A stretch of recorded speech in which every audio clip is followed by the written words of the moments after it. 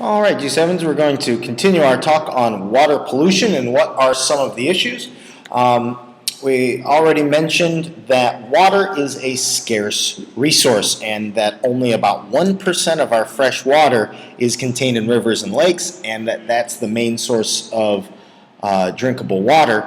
And so there's not as much as we think, and on top of that, all of that water is actually able to be consumed by humans because of various sources of pollution. So what are some of those sources of pollution? There are going to be 5 of them. The first source of pollution that we're going to talk about is household waste, okay, which can include sewage. Household waste would be any kind of waste that is from your daily lives, garbage, there's the school bell. Garbage and sewage, which is a nice way of saying the stuff that comes out of the toilet that might be flushed into the river. Some people's houses on the river, their toilet goes straight into the river, and that can definitely affect that. We've all seen very dirty clogs and water that is very dirty, and that is mostly from household waste, and that's one type of pollution that we might be trying to identify, and we'll be finding out some of the effects that it might have.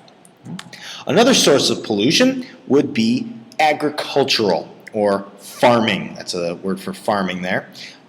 So waste that comes from that. So that might be chemicals sprayed onto the farmer's fields, and that chemical then, when it rains, washes into the river. That might be fertilizers that have all sorts of chemicals and nutrients in it that when it rains, again, it washes into the river.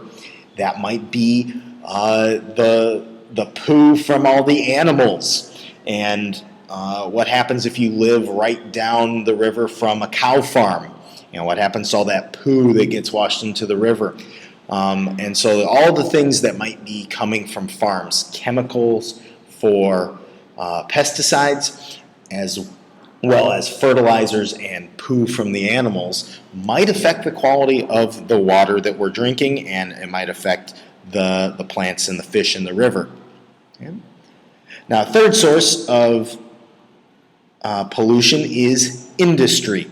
So not our daily lives, not our farming coming up with food, but our industry, our factories and things that quite often dump all sorts of harmful chemicals into the rivers. And how does that affect the quality of the river? It could change with harmful chemicals. It might change the pH of the river, making it more acidic or more basic, and affecting the fish and the plants that live there, as well as the people that use that river for their daily lives as well. So we have household waste, agricultural waste, and industrial or industry waste. We also have a third type of contamination, which would be contamination, meaning not things that are happening continually, but are sort of rare occurrences or not supposed to be there, such as big oil spills or chemical spills. But we're not just talking about a ship crashing and leaking oil, although that is a major source of contamination.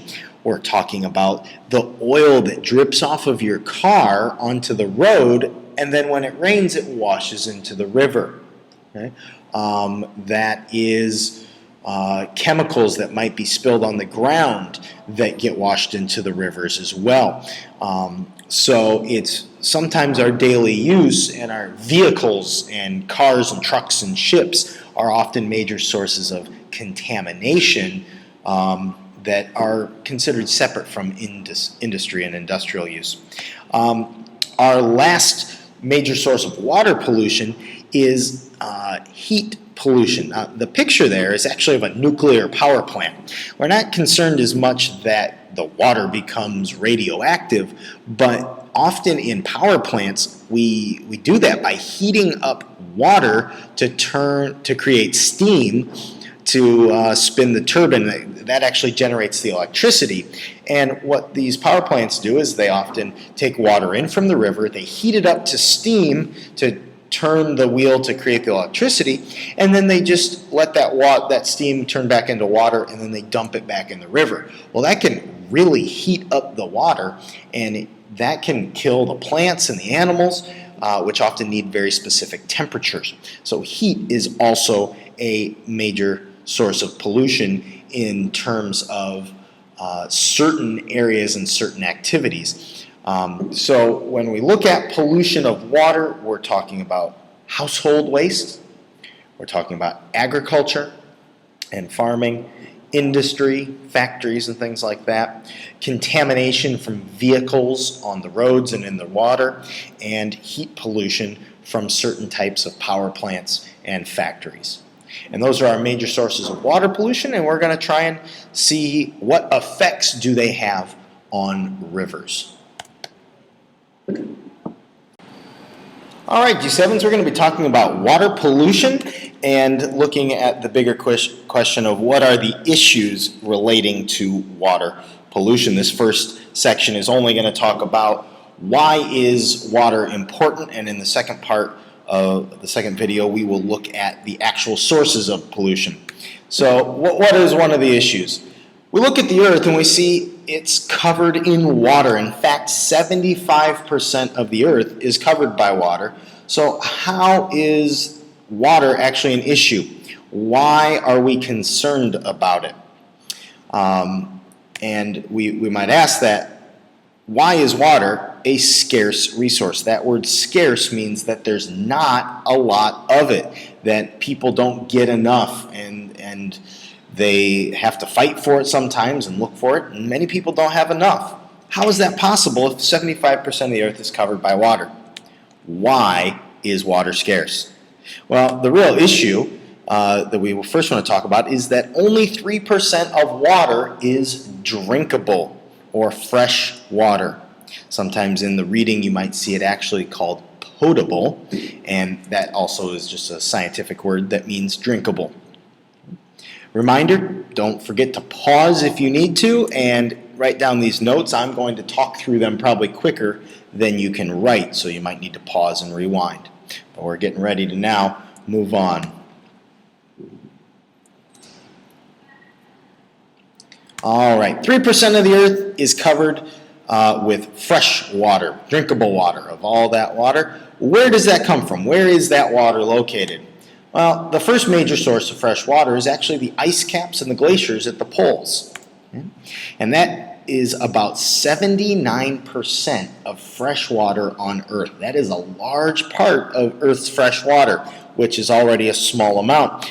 And unless you're a penguin, you probably are not going to be using ice as a main source of fresh drinking water. So the largest part of fresh water is actually hard for us to use.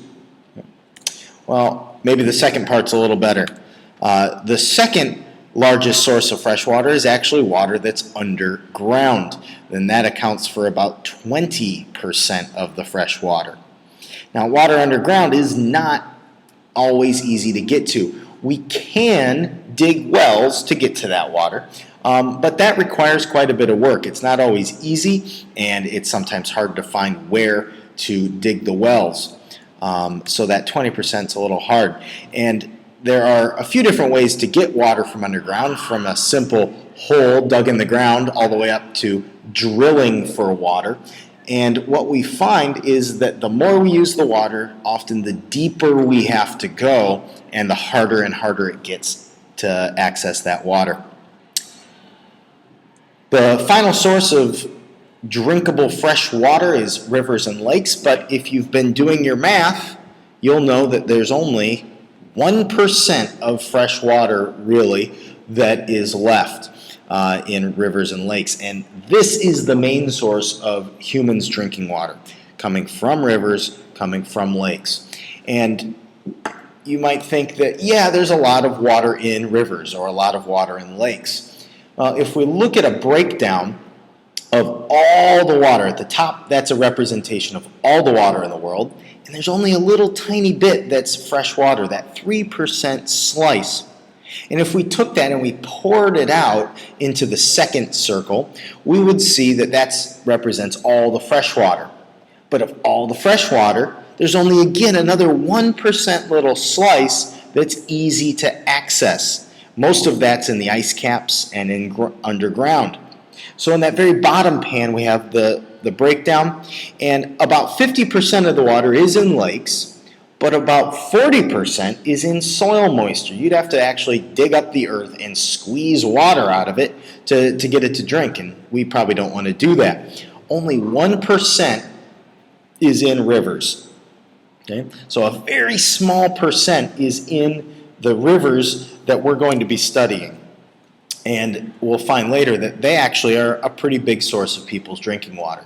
So there's not as much fresh water in rivers as we might think. Here's a different way to look at it. You might want to pause this, or you might actually want to maybe Google search for this. You can search for water distribution on Google, and you'll probably find some other maps like this. But we'll talk more about these in class. Okay? Well,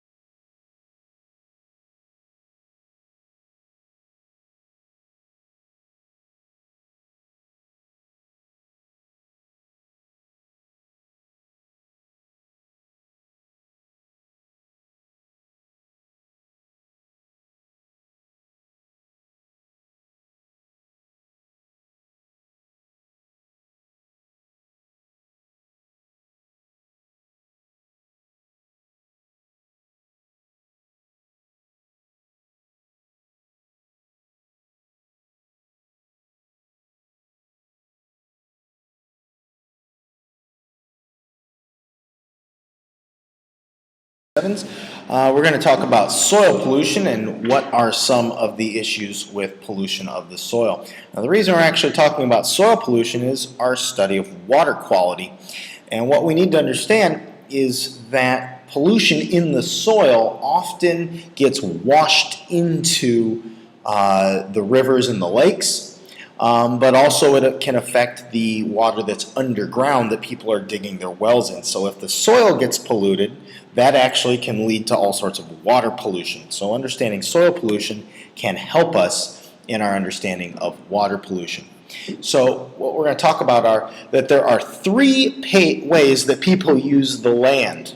And there are three major uses that we're going to talk about, and you can break them down more, but we're going to look at first, there's agriculture, farming. Again, that was one of our sources of water pollution because it is a source of soil pollution. And we use agriculture in two major ways, plants and animals or livestock. So by growing plants and animals, we are using the land for one purpose. Another way people use land is by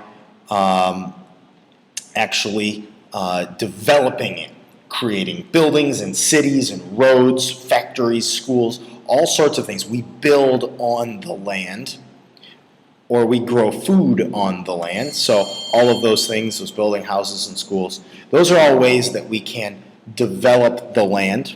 We might, was agriculture, growing food on the land.